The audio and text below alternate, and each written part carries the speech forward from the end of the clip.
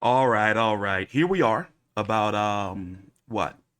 11, 10, 11 hours, give or take, until these guys step into the ring. Rolando Romero stepped on the scale at 134 and a quarter at 14 and 0 with 12 KOs. Notable wins: Jackson Marinez. A lot of people, including myself, felt he lost that fight. That was back in August of 2020, pandemic fight. Avery Sparrow, Anthony Yiggett, Gervonta Davis weighed in at 133 and a quarter,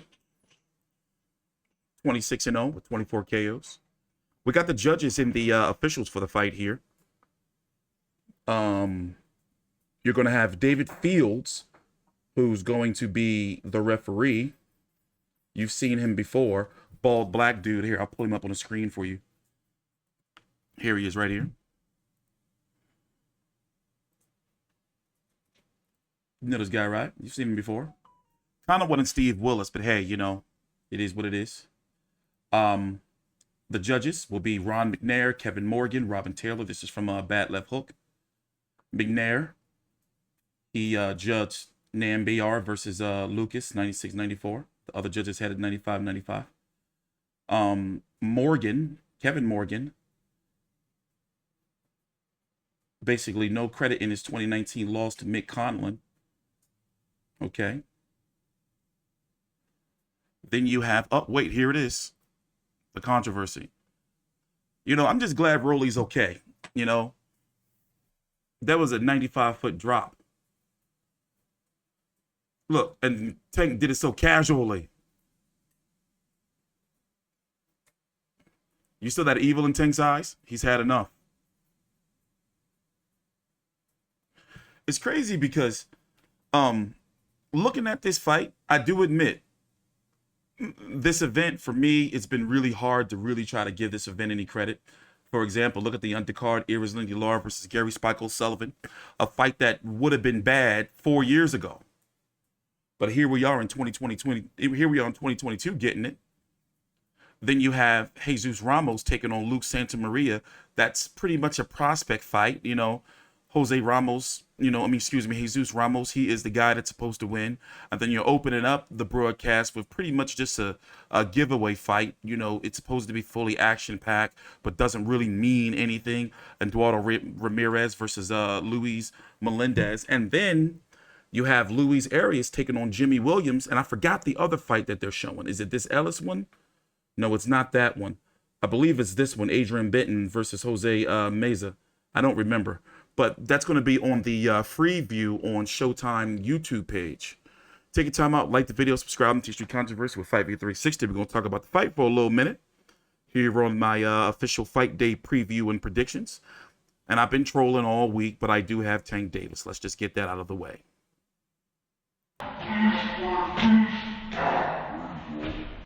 Get this on camera, please.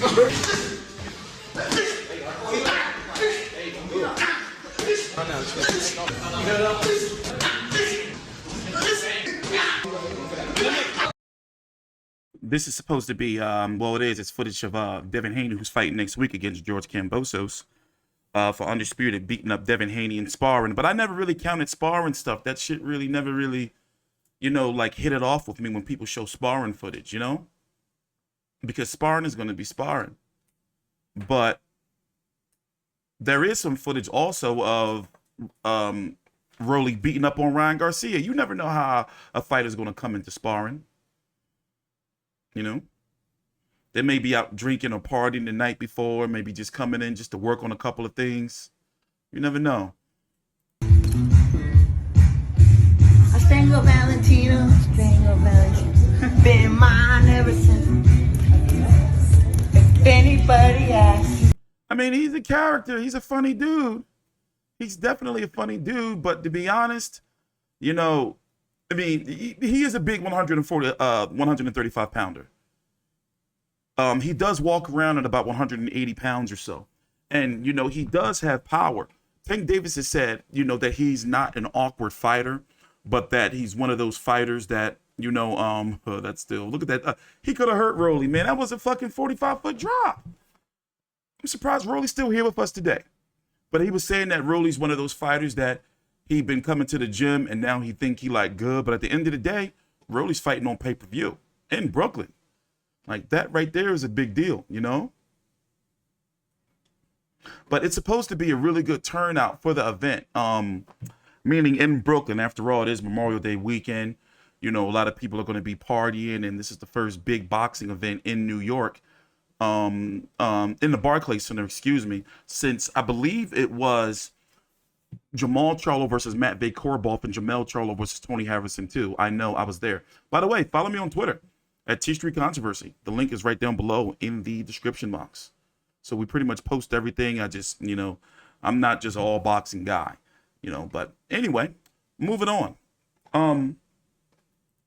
This main event, you know, this is the only fight that's really like got my attention. And one thing I want to do is let's go look at the rankings, because the question is, who is Tank Davis if he stays with Mayweather Promotions? Unless he goes up to 147 pounds, you know, what can they really do for him over there with PBC and Mayweather Promotions? Because to be honest, I can't lie, I'm not really interested in him fighting Ryan Garcia. Yeah, okay, we'll move the needle, but I want to see his skill tested. I want to see him against a Devin Haney, a George Kambosos, a Lomachenko, you know, even though Teofimo lost, give me him.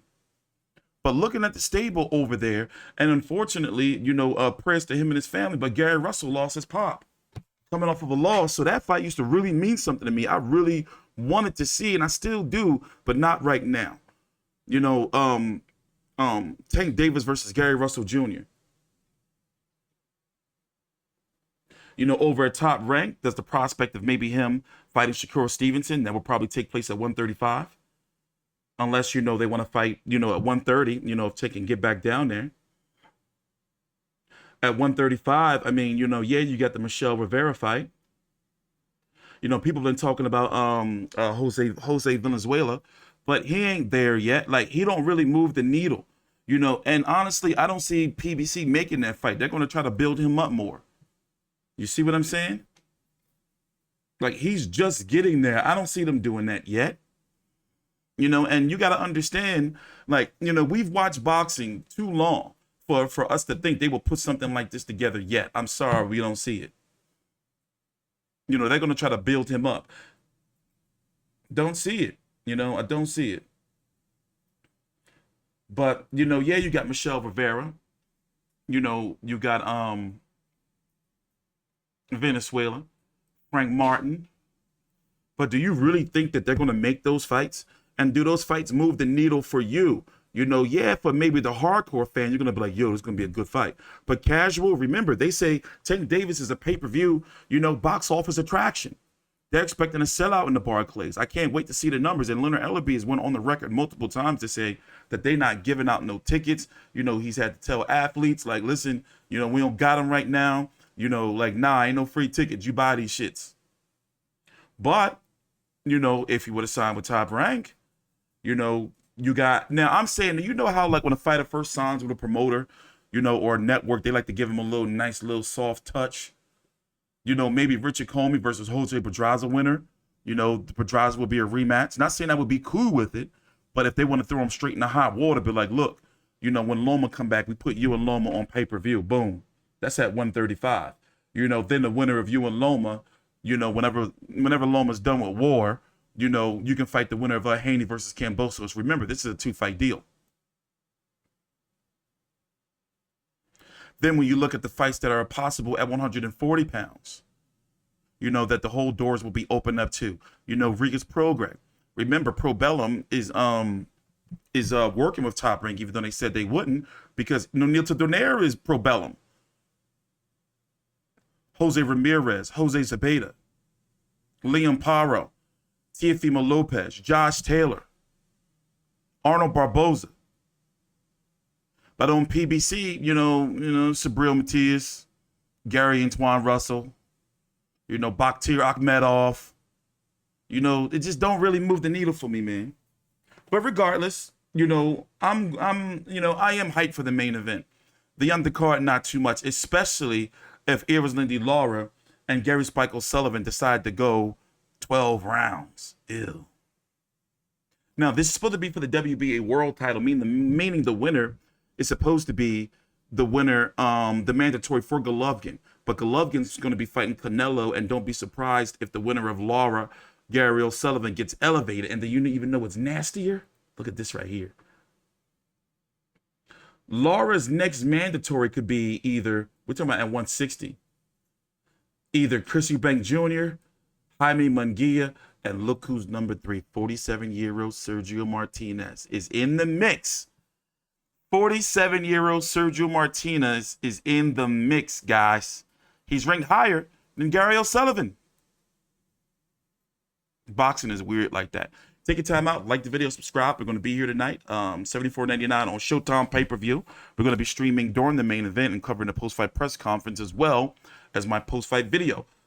Follow us on Twitter at T-Street Controversy and FightView360. Also, the WBC app powered by the Vive Network down below in the description box. Take your time out, like the video, subscribe. See you guys later on tonight. Thanks for watching.